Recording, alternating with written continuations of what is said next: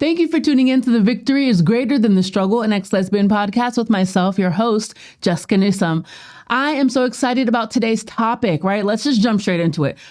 Something that I struggled with and a lot of people I speak to struggle with is this thought of, man, like, I don't like the opposite sex. So how is God going to give me my heart's desires?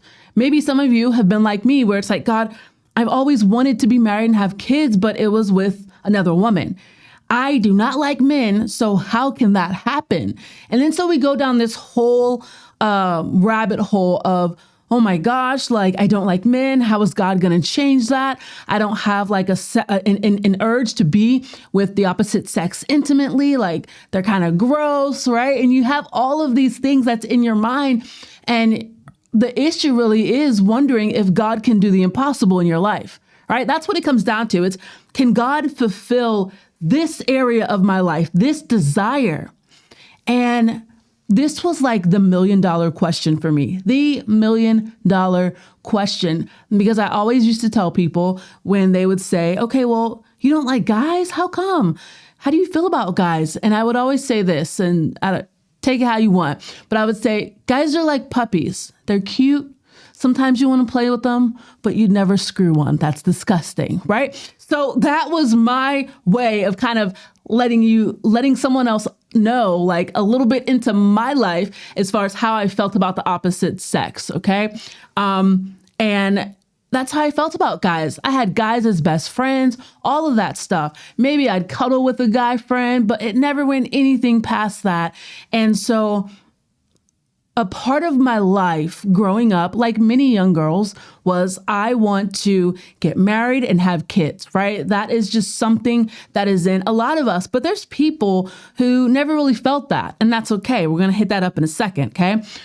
But for those of us who have had that desire to want to be married, when we come to God, it's this kind of question of, oh my gosh, I surrendered my entire life to God. I'm following God, but I don't like the opposite sex. So does that mean that I'm going to have to live a life of singleness? And this terrorizes people. Like, this is terrifying. The thought of someone who genuinely wants to be married and have kids being single for the rest of their life, this is terrifying, and we really have to count the cost. The Bible talks about counting the cost because it costs you everything to follow God. It really does. It costs you absolutely everything.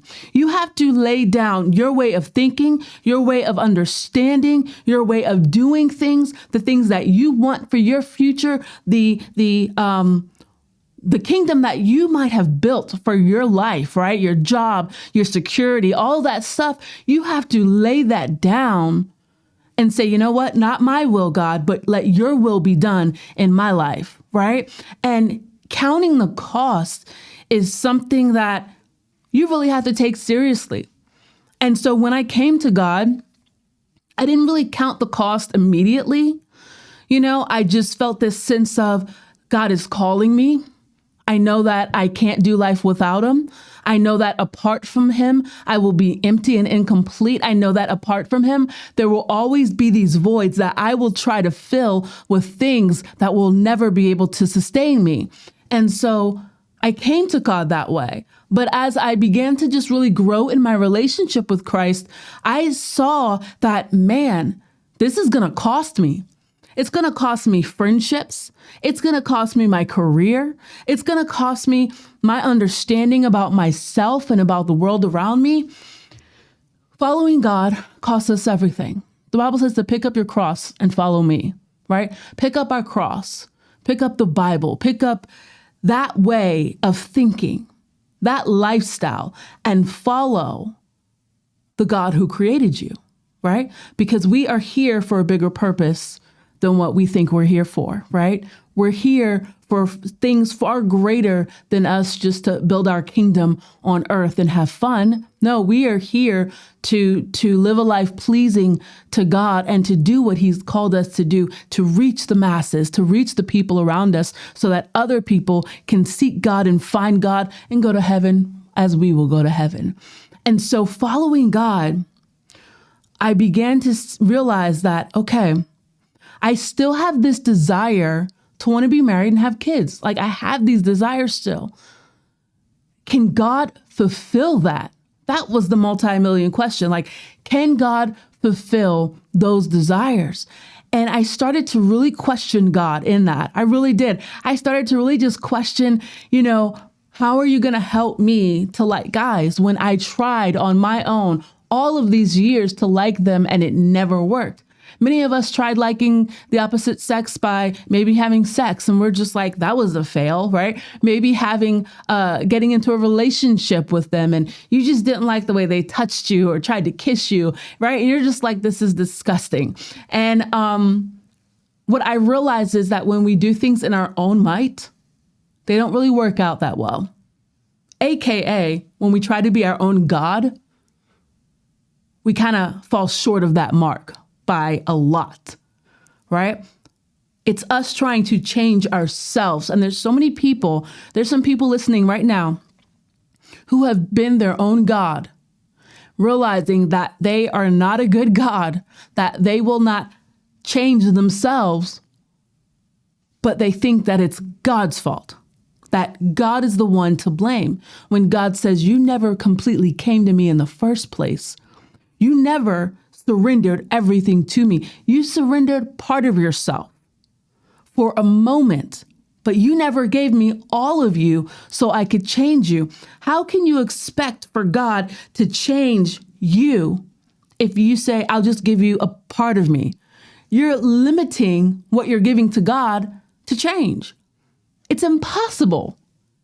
It's impossible, right? And so God's like, oh, I can do it.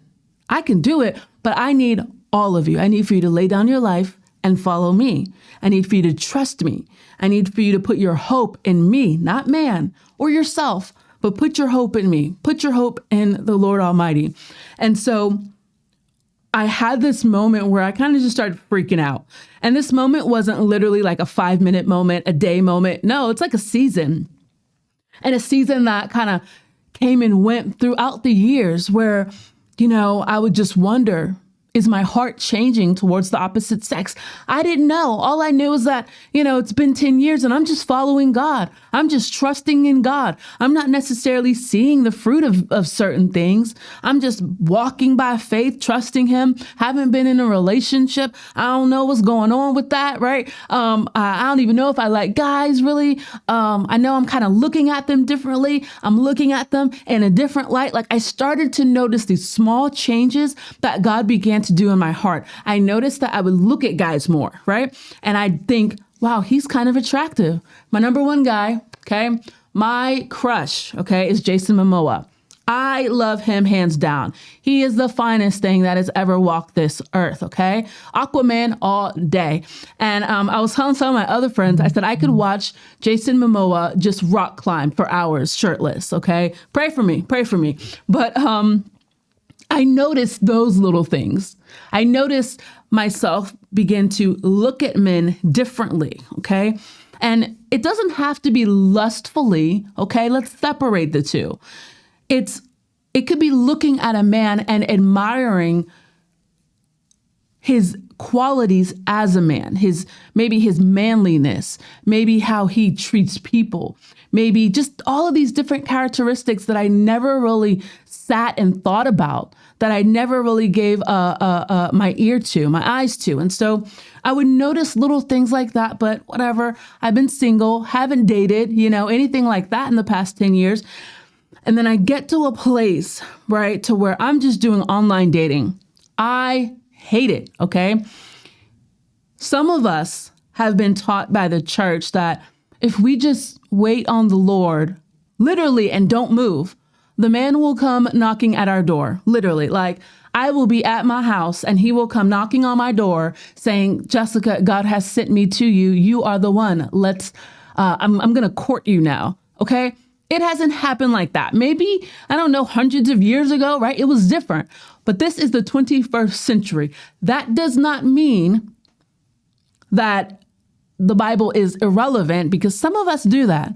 Some of us think, well, it was hundreds of years ago, so therefore we don't follow some of this stuff in the Bible. No. We follow every word in the Bible, but we have to follow it in proper context, okay?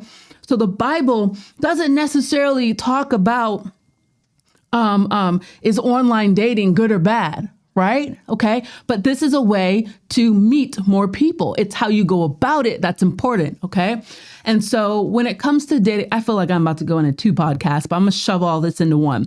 When it comes to online dating, when it comes to dating in general, you don't give yourself away to every person you date, right? I, have been on a million first dates. Okay. And, there's some guys that are just like, want to hold your hand, want to kiss you, trying to touch the booty on the first date, and maybe according to the world, that's normal, right?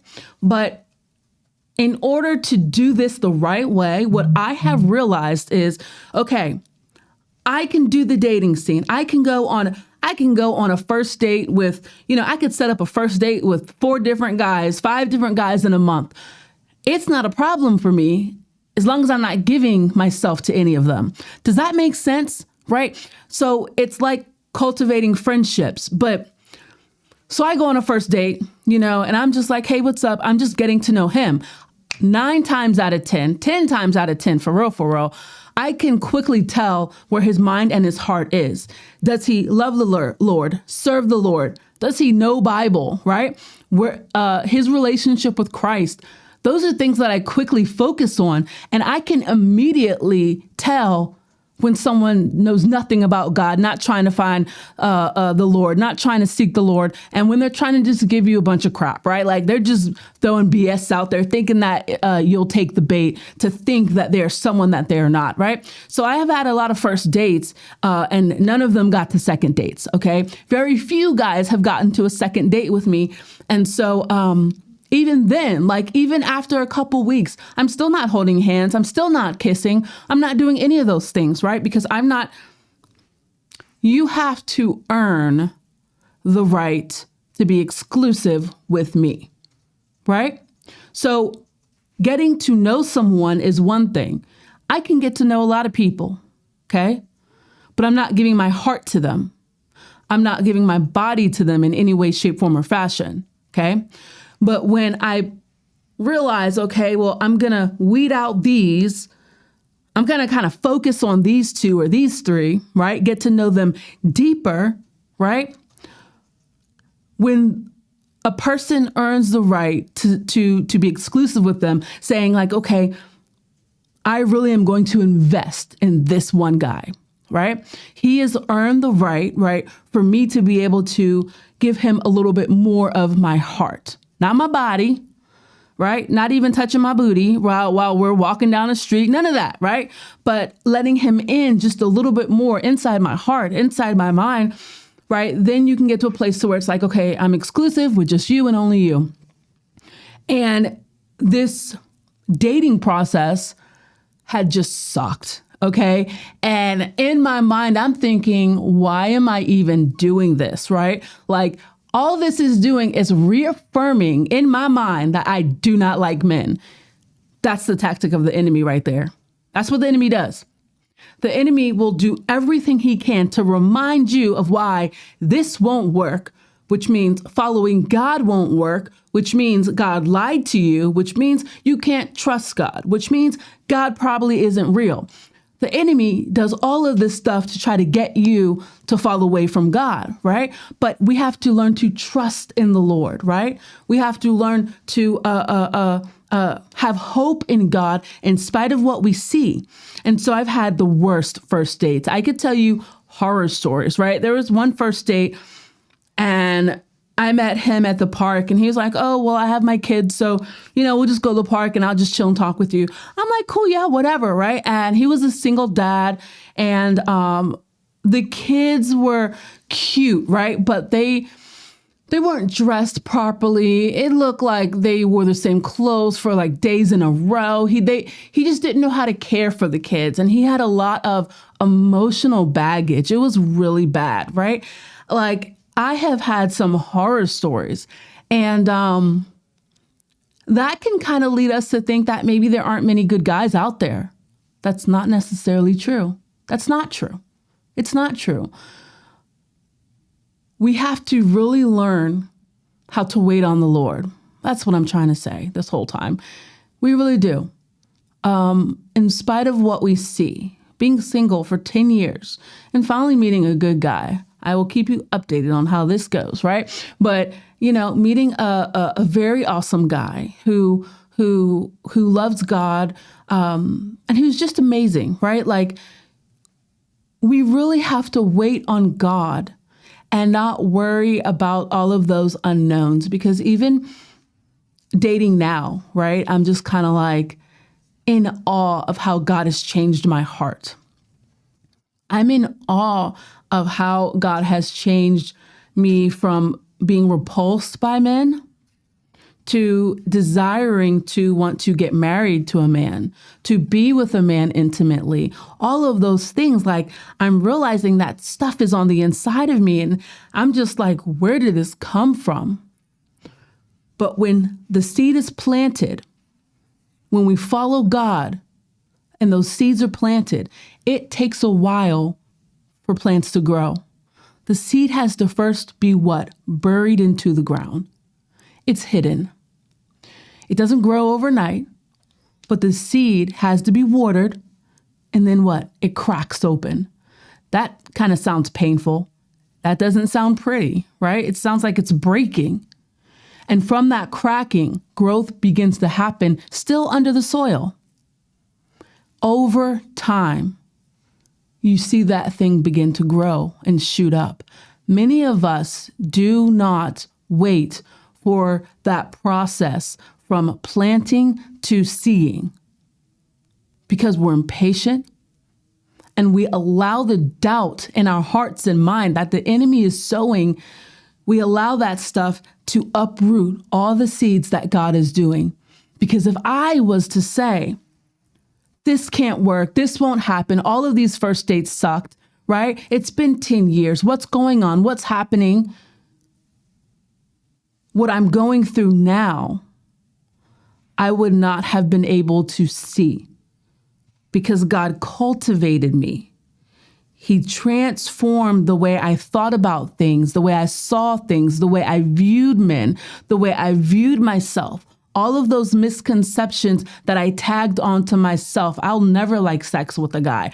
All of these misconceptions, right? Like the enemy tries to sow and tries to really just root deeply into my heart.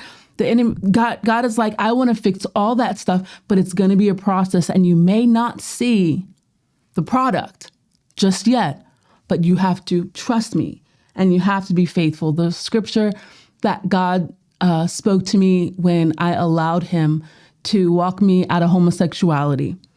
This scripture just burned so deeply on the inside of me, and I absolutely love it. It's Jeremiah 29:11. For I know the plans I have for you, declares the Lord. Plans for welfare and not for evil, to give you a future and a hope. I love this. God is saying he knows the plans that he has, but are you willing to let go of the plans that you have? Are you willing to let go of your ideas of who you think you are? Because God created you to be something, not who you think you are, but to be something better, to be the perfect version of who he's created you to be, not just a mere distorted copy version of you. No. But God has plans for our good, for our benefit and the benefit of those around us, because he wants to use us, right? Not for evil. God doesn't say, I want you to come to me so I can make your life miserable. He doesn't say that. He doesn't want to do that. But because the enemy tries to get us to focus on our surroundings and on what's going on around us, we think that, man, God is just allowing us to live this horrible, pitiful life. No, that's not true. God is not here to have us go through hell. We're going to go through struggles, most definitely, right? But that's a part of the planting process.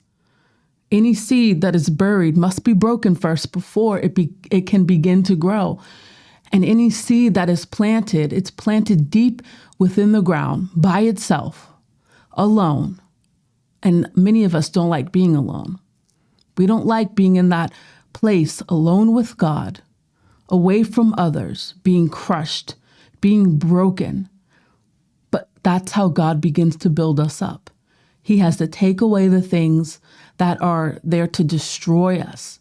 He's taking away the counterfeit. He's taking away the copy, but you have to endure the process. I hope that you guys enjoyed that. I have a conference coming up, Pursue Conference 2021. I'm super excited about it. You want to check it out. It's going to be live stream. It's going to be September 25th, 2:00 p.m. It's going to be live streamed through YouTube. It's all about how to gain freedom. That's what this conference is about. It's going to be speakers informing you, telling you how to get to this place of freedom. We have individuals who used to be gay and lesbian, and now they're married. We have people who are who have gone through that struggle of being single, that struggle with singleness, right? We have people who are just fruitful in so many areas of their life and in ministry, but they want to give you those tools to help you overcome the stuff that you are going through, okay? And so there is a link somewhere, right? Click on it somewhere up here, around here, okay? And if you're checking us out on the podcast, there will also be a link in my bio on Instagram, and there'll be a link on the podcast. I absolutely love you guys. Thank you so much for tuning in to the Victory is Greater Than the Struggle and Ex-Lesbian podcast.